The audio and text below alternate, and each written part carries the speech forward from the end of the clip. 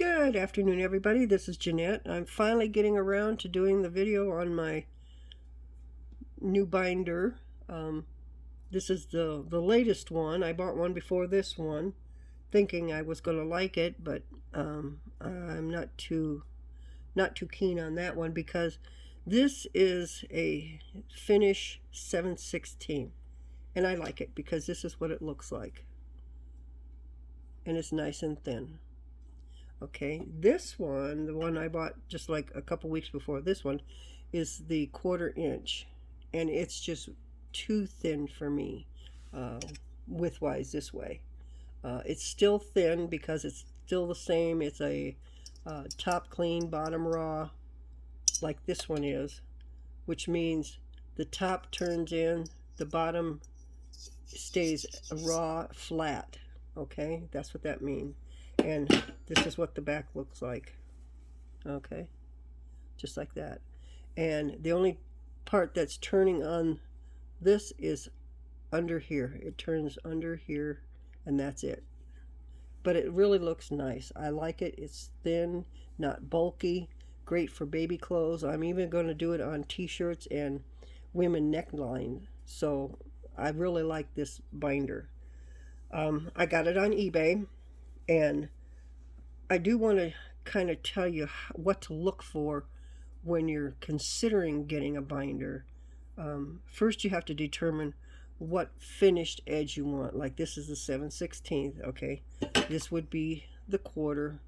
They have multiple sizes, so you want to look for the finish size that you want to buy. And if you want,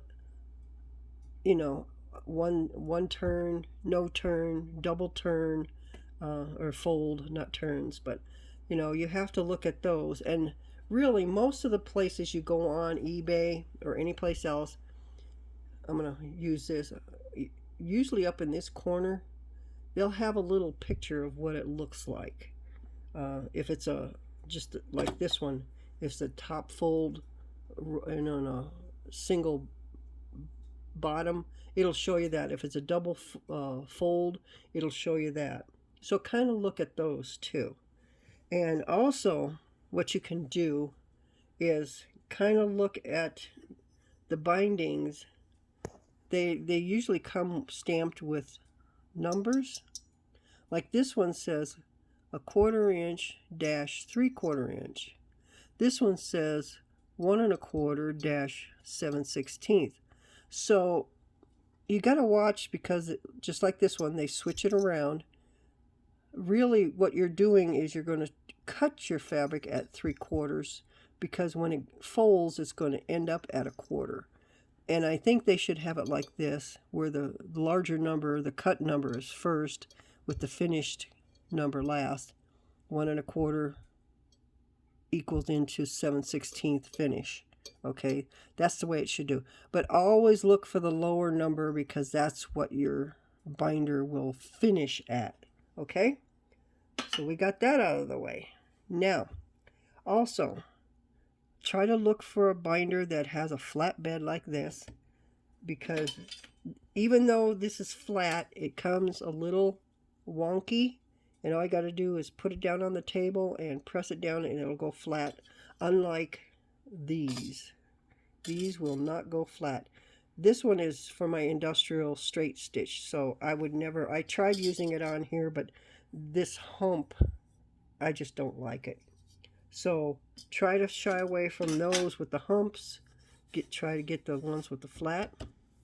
And when these come to you, they have bumpers. This is a bumper, that's a bumper. They come preset, but you can move them. This one came as it is, pushed all the way in. This bumper was halfway, and I left it there. And then that's when I started taping it down, trying to do samples. And I was sewing along really well up until I was getting toward the end here. And then all of a sudden I'm noticing the bottom stitch line was coming down into the fabric, the garment, instead of on the binder. And it did that for like 3 samples.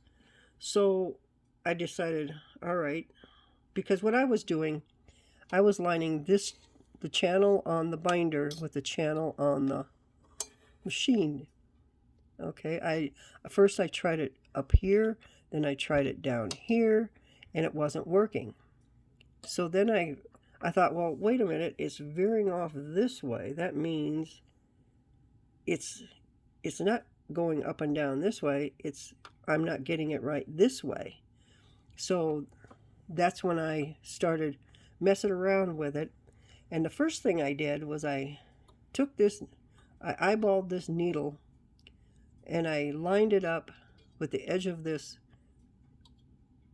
angular piece of metal here. I lined it to where it goes right to the edge of that. You just sit here at your machine and eyeball it, or you can take something and hold it there and see that it's lined up. But then I also did some measurements to make sure.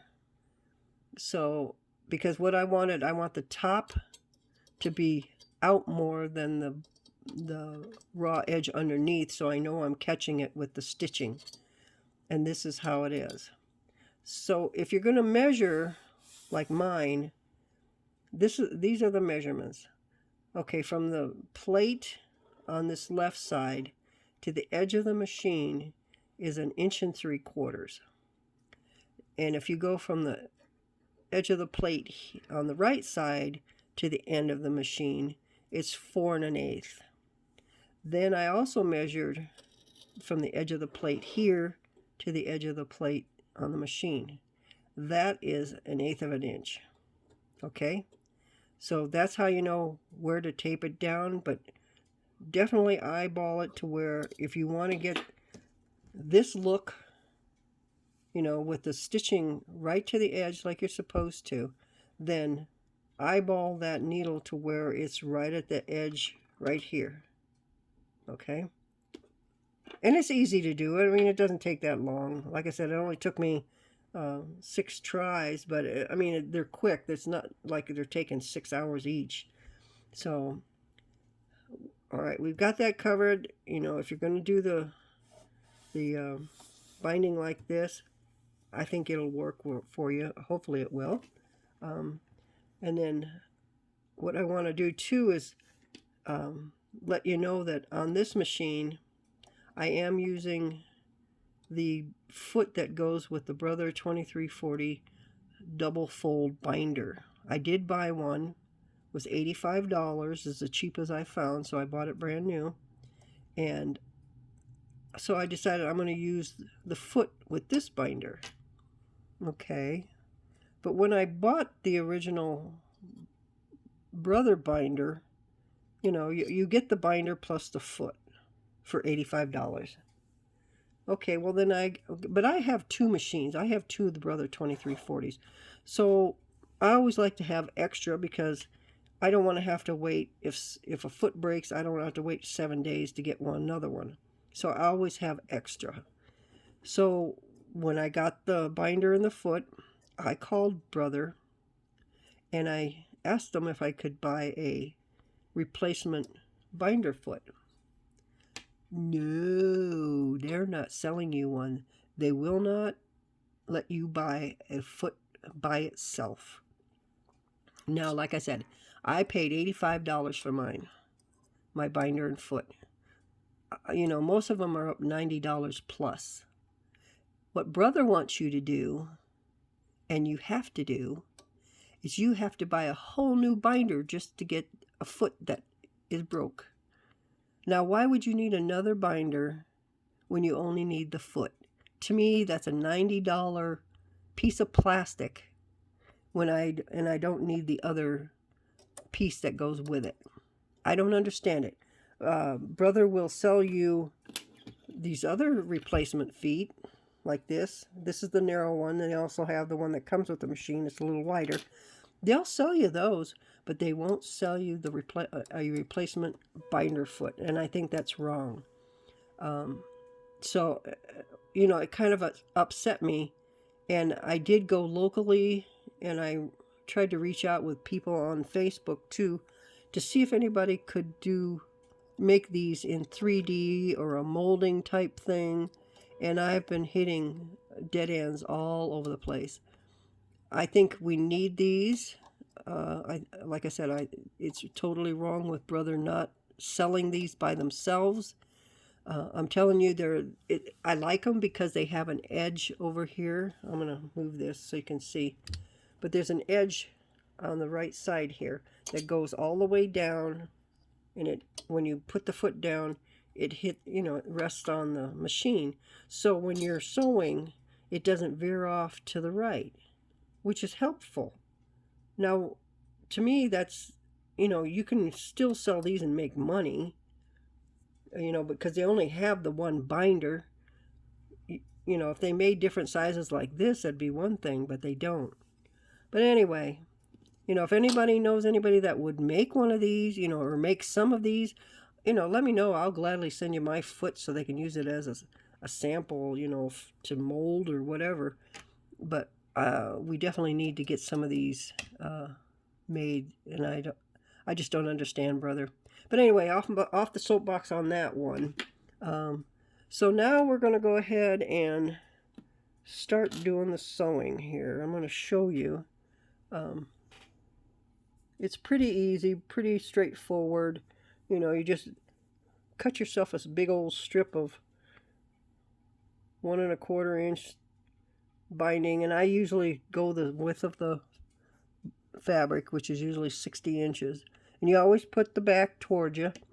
Now, I do want to mention too, like on this one, there is a pattern.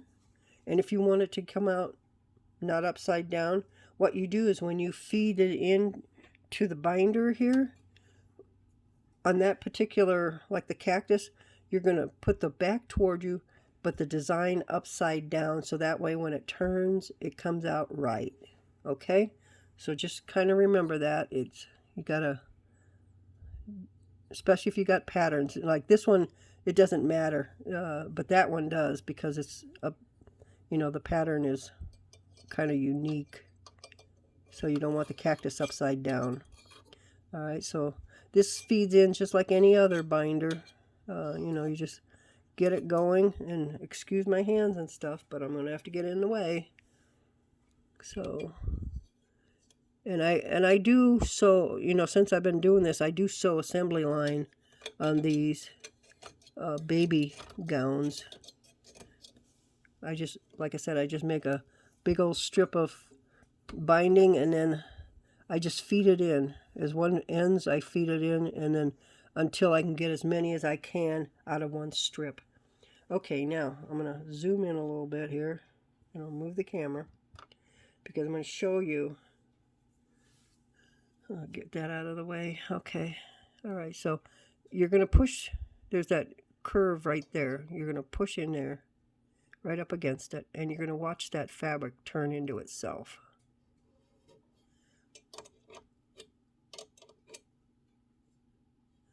Or maybe not. Maybe it's going to be persnickety today. Okay, let's try it again. Okay, there it comes.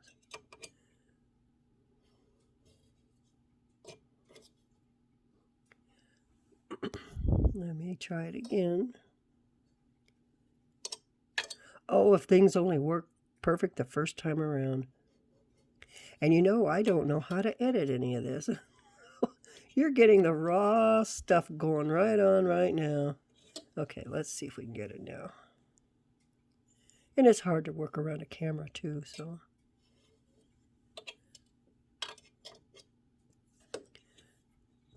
All right. There we go.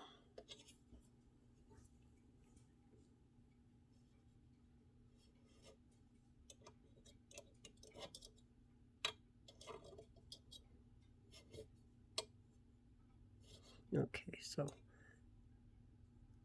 get it stuck in there. There you go. It's starting to turn. Okay, now let me see where my tweezers went. Yeah, where'd they go?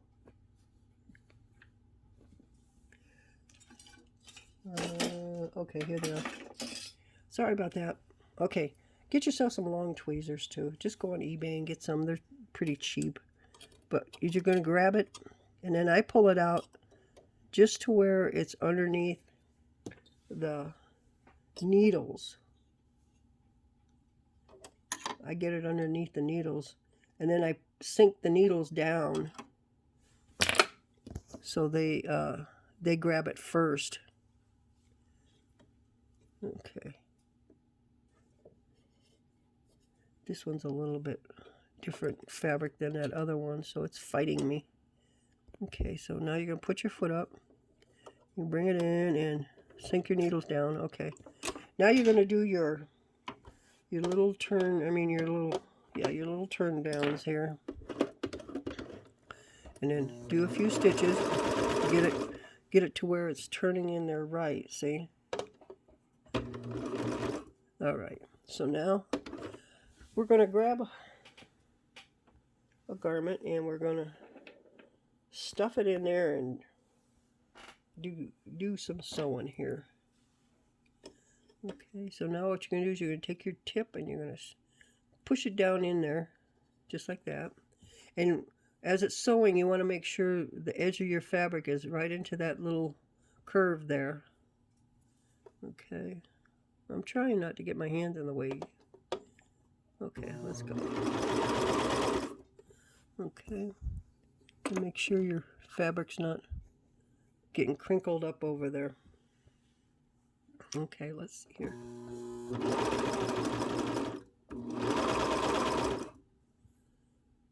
Okay.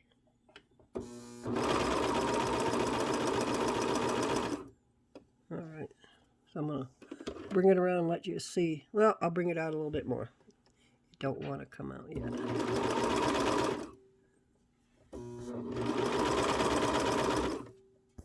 Okay.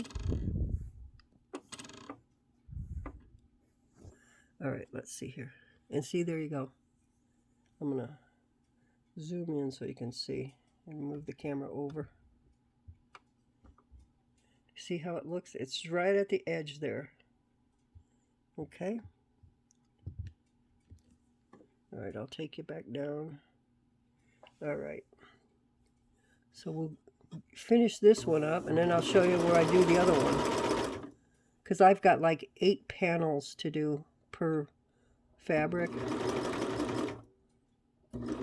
Okay, now I'm going to show you over here. The edge of that fabric is right in here. It hasn't even got to the needle yet. So what I'm going to do is I'm going to grab another one. It saves from doing one at a time here. You can just, just feed it in. There you go. So here's another one.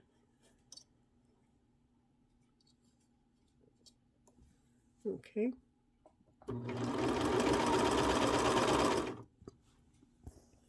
All right, let's see here.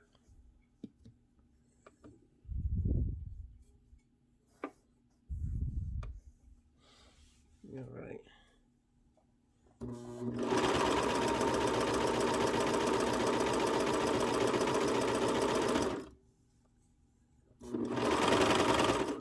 Okay, so I'll end there and I'll show you what it looks like then.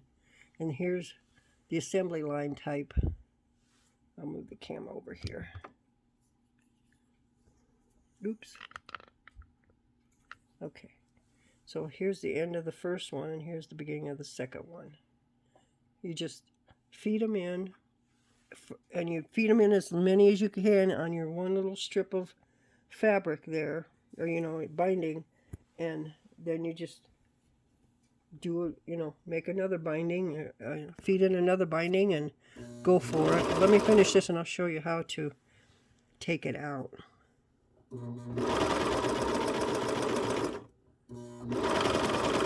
Well, I'm really not going to show you, but I'll kind of show you. Okay, so now say you're done, and I'm going to bring the camera over here. So what you're going to do, your needles are going to be up, and you're going to take whatever, I use this, you just take underneath and you lift up your foot and you bring your needle, your needle threads out, and you cut them off, and then you just pull. That's how you end it, just like normal. So I'm hoping this helps. Sorry for the stuttering, stammering. There's so much to try to remember on telling you how to do this and what to look for and what have you. So I'm hoping this video is okay.